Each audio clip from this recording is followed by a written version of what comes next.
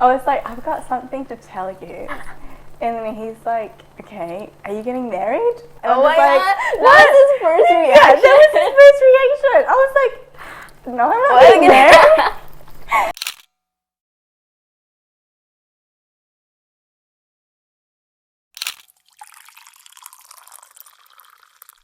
She is the first Malaysian, and I first hijabi. Yep. To compete in Miss Universe New Zealand 2018, and she was one of the top 5 finalists. For Malaysians, at least, I don't know if you've been keeping up on Twitter and everything, like this girl went really viral overnight, and it's great because I'm like, yes, spread that message. But you know, there's also people who would say like some pretty nasty things about like what you're trying to do because you just don't understand like what you're up to. Yeah, exactly. And I can't imagine being a young girl trying to do something that you didn't even think of. Yeah, I didn't even think about it. I was just like, and then suddenly I got myself into it. You're getting all this hate and you just had to deal with it. Like that must have messed up with your head like quite a bit. Actually, it didn't. Before I got into the finals for Miss Universe New Zealand, I wrote a letter to God. Oh yeah? Yeah, and I really expressed everything that I felt, and I really asked him, if you want me to do Miss Universe New Zealand, then make it easy for me. And I understand, like I knew that there were going to be really bad comments and people will say things about me and stuff. So I want him to kind of like not accept it or like close my heart to it because I know my own truth. I know what I stand for and I know why I'm doing Miss Universe, and I know that whatever people think of me is just a reflection of themselves. So yeah, that really kept with me the whole time. You did mention that you were diagnosed with severe depression and anxiety before. Yeah. It was during my first year of uni. So before I was talking about me wanting to be really well at school, and at the time I really wanted to pursue medicine because it was always my dream, it was always my passion to help people. Everyone expected me to be a doctor and I expected myself to be a doctor. I really highly expected myself to be a doctor. So I went to uni in hopes of becoming a doctor and stuff. But then, you know, a lot of things happen and sometimes it's out of your own control. So I can just say that it just didn't happen. So I felt like a failure and I felt like a disappointment. So that's how I fell into like depression and anxiety because of that, like not being able to pursue my dreams and feeling like a failure. So it was because there was a lot of expectation on you to kind of like fill that role. Yeah, so many expectations. But you couldn't, so you felt like, oh no, I totally disappointed so many people. Yeah. Like now that I think about it, the reason why I went to Otago and to pursue medicine is because I had to go through some things to help me really grow into a person. And because of it, I became so much wiser and like more aware and more understanding of a lot of things. Right. So you're saying that like everything does happen for a reason. It does happen. You needed that pit stop there so you can get here. Yeah, to be redirected here. If things didn't happen over in Otago, I wouldn't be the strong person that I am today. So my whole transaction from Otago University, which is in South Island, New Zealand, to Waikato University, which is near my house and in the North Island, was made so smooth and so easy that like I didn't even go to my exams. Oh yeah. Wait, I actually read this in a blog post. You like took a bus on your exam. Okay. Tell me about this. I was so upset. Okay, this is how upset I was. I was so upset that I took a bus ride. I still haven't told my parents about this. Oh wait, it's okay. It's okay to tell this now. Yeah, it's fine. It's on my blog. Yeah, but I know they don't read it. I was so upset with everything. And like with myself and how I didn't meet the expectations, that I took a bus to Queenstown and I had the best time of my life. Like, you're not condoning like skipping exams. No, I'm not. It's just like what you needed to do. That's what I needed to do at that moment. But it was like a really healing part for me, like part of my journey, because I've always loved to travel. And I don't know, I've always wanted to do it. So this was kind of like my first experience to travel. And it was interesting for me to do it at a time where I was very emotional and very upset. But when I arrived in Queenstown, It was at night, and I think I did stargazing. Oh my god, wait, the stars in your country though is It's insane. insane. Yeah, I went stargazing, and from there it just like sparked something within me, and I just like said to myself, you know, like life is still so beautiful. Like everything will be okay. Like look what you're doing now. Yeah. Like what you're doing right now. Like I know you're supposed to go to your exam right now, but right now you need to heal, and you're seeing all these like beautiful things, and it's making you happy. It's giving you peace. Yeah.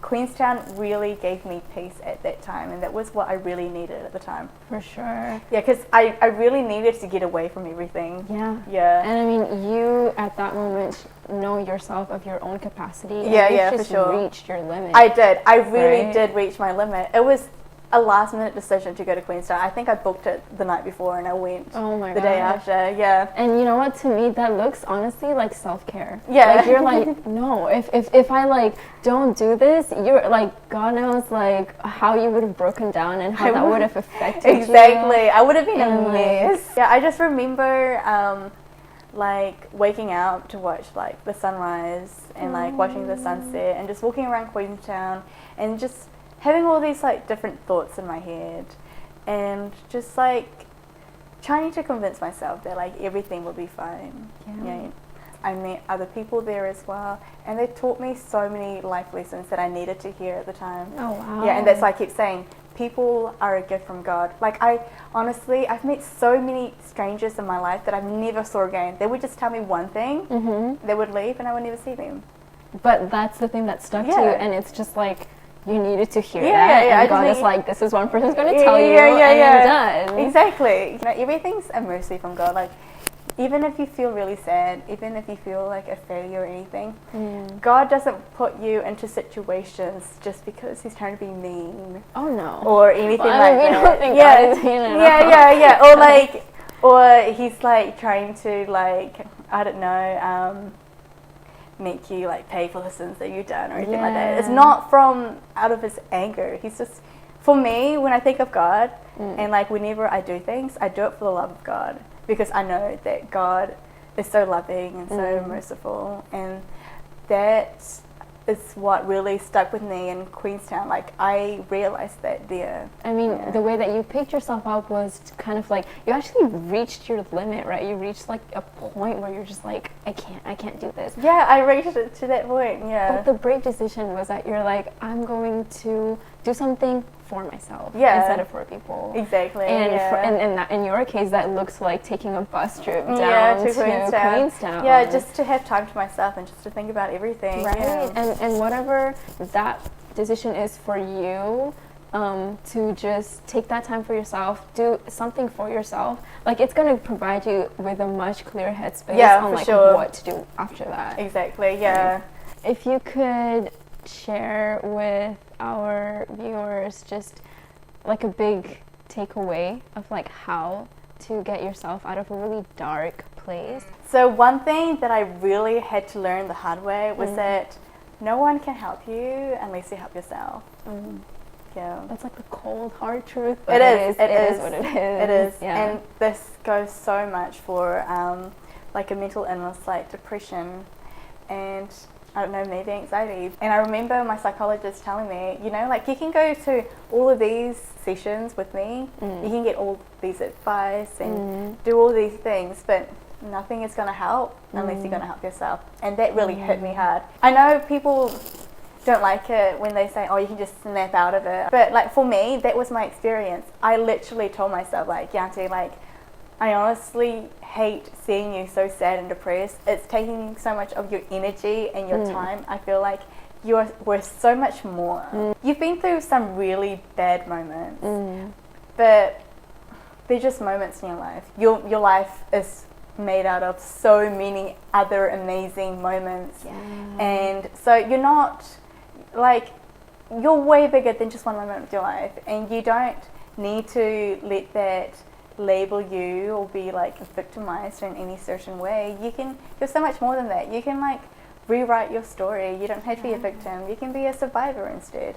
What I did was that for months, and I still do it right now, is that every single day I would write 25 affirmations of who I am. So I'll be like, I am love, I am kind, I'm beautiful, I'm light, like anything and everything positive. And I would write them down and I would say it to myself in front of the mirror. And every day as well, I would write something that I'm grateful about. And I really believe in that. Like, I really believe that the more you are grateful, the more that God gives. Yeah. That's true. And the more, like, life gets so much easier and better as well. Because, like, now I'm validating myself. I need to get back on it because I did remember, like, when I myself was, like, getting out of depression, it was, like, the positive affirmations really help because they, like, train your brain to, like, focus on the good things happening in your life that you forget about because they get overshadowed by all these bad things that you think are happening to you. And you're like, my life sucks, my life is terrible, I can't get out of this, it's so dark, it's so hard. But then these affirmations are actually kind of like little lights. They are. Like, no, your life is actually pretty good, like, focus on me. It's like little steps, but they make all the bigger difference. Like, honestly, it honestly does. I just really, really want people to understand and know that they have everything within themselves to achieve anything and everything that they want to do. Like, all these other stuff is kind of like tools that will help you, but it really comes from you. Like, when you decide you want to get better, that's like half of it done already. Exactly, honestly. And probably the most difficult part is probably just to start. Thank you so much for joining. Thank you for having me. Bye. Bye.